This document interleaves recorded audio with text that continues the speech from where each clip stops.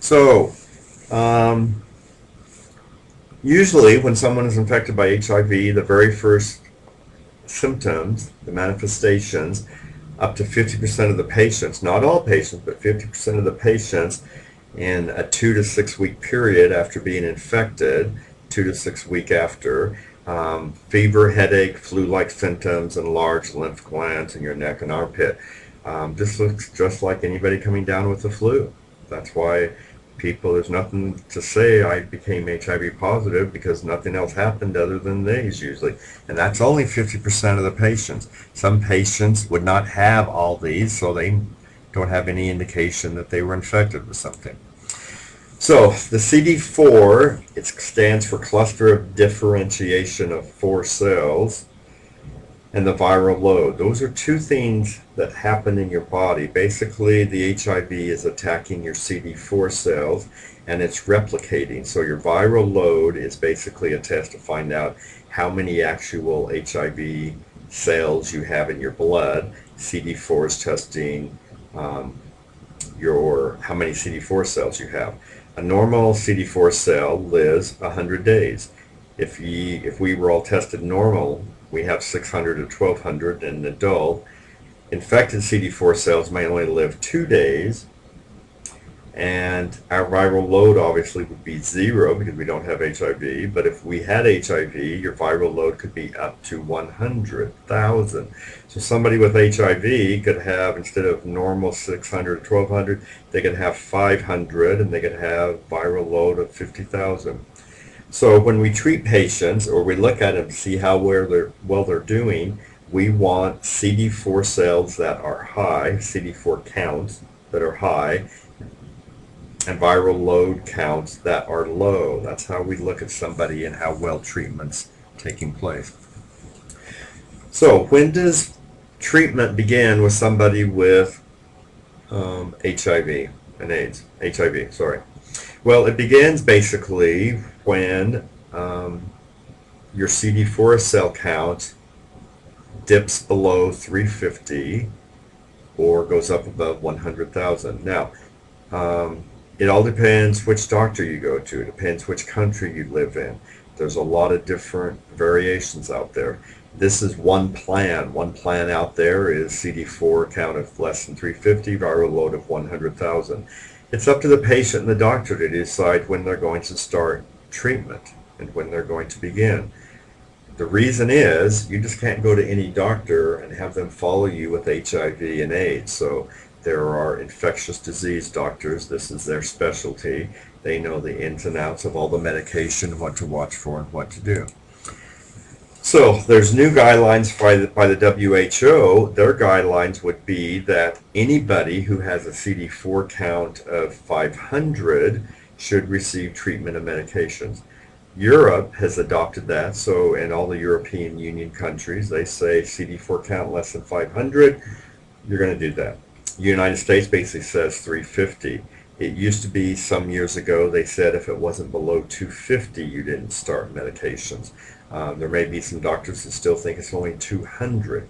So we would like to think anybody starting medications with 350 in the U.S., Europe's less than 500. So will all Western countries adopt the guidelines? Who knows? So here's a terrific graph that basically shows what happens. On the left side, you have your CD4 count. Down below, we have your weeks from infection, 0 weeks, 3 weeks, on up to years. So notice what your CD4 count is doing at the very beginning of infection. Well, you've got a really high CD4 count, 1100, 1200. Now we have this latent period that may happen for somebody.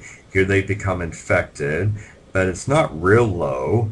And then for years, it stays way up here until at some point the HIV overshadows the CD4 and goes way down.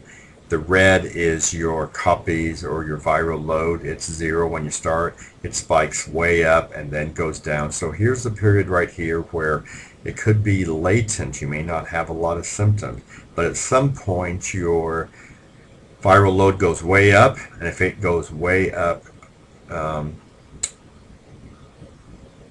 into the over 100,000, this viral load here is overtaking and your CD4 count's 0, and this is where death takes over. When your viral load goes way up and your CD4 count goes down, that's when you start acquiring the opportunistic diseases. So the goal of pharmacological therapy, basically, we want to reduce that plasma viral load to less than 50. We want to increase the CD4 count to greater than 500. That would be an optimal treatment program. The problem with all this, that sounds good on paper, is a patient needs to decide if they're going to win and are they going to abide by compliance with the medication. If you stop medication, the HIV virus can mutate and you then can build up drug resistance. So if you say, well, I'm going to stop and then I'll go back on it later, those drugs may not work for you. The other thing is you want to avoid any opportunistic infections. That's another purpose for pharmacological therapy, and also improve the patient's life. So before someone starts HIV therapy, we want to get their viral load, we want to get the CD4, we want to do a whole range of meds. There's labs, a whole bunch of labs out there. Platelets, electrolytes, liver profiles, lipids, liver function. And basically we're going to do those routinely, and it all depends on the patient and the doctor, but we're for sure going to do those when we change our new drug regimen, and 4 weeks after beginning a new regimen, for sure. And then any other time the doctor deems necessary. A lot of the medications affect different parts of the body in the lab, so they need to be done. So per the doctor and the client's decision, they need to decide together based on the viral load and the CD4 count below 350. That's the goal. So different kinds of therapy that we call them. You may hear ART. ART stands for antiretroviral therapy. Another one is called ARV, antiretroviral. There are currently more than 20 antiretroviral meds out there. So you can come up with a different cocktail of a lot of different meds, different side effects. HAART, H-A-A-R-T, stands for highly active antiretroviral therapy. It's a drug cocktail. Years ago, they basically said you had to take a combination of a protease inhibitor with a reverse transcriptase inhibitor, etc., etc. You might have heard years ago when they first started, it was pretty, these meds were pretty potent. They didn't know what was a good amount, what you need to take. So the first ART med that came up with was a nucleoside reverse transcriptase inhibitor. It's called an NRTI. Remember, that's part of that process of the RNA HIV replication. So it blocks the HIV to replicate. That's that transcriptase piece. The first one that they developed is called zidotavine retrovir. We call it AZT. That's the most famous NRTI. So here are all NRTIs cause nausea, vomiting, diarrhea, anemia, and neutropenia. So you've already got an issue. Now you're going to take a medication that's going to give you a lot of these. There's a couple more out there now called Videx, Epivir. Others of these will cause this, as well as peripheral neuropathy, pancreatitis. There are currently 13 NRTIs out there. When meds first came out, we didn't know what it took, what you needed. So here was a typical schedule. You took one at 7, one at 8, 11, 3, 7, 11, and 3. People were setting their clocks in the middle of the night to take their medications. This is what we thought needed to be done. We've now come up with other meds. We now have come up with combination meds, so you don't have to take near as many. Remember, here are the medications: a reverse transcriptase, integrase, and protease. Another type of medication is called protease inhibitors, PIs. A real common one, the first one was Inverase. That's basically what started the HAART.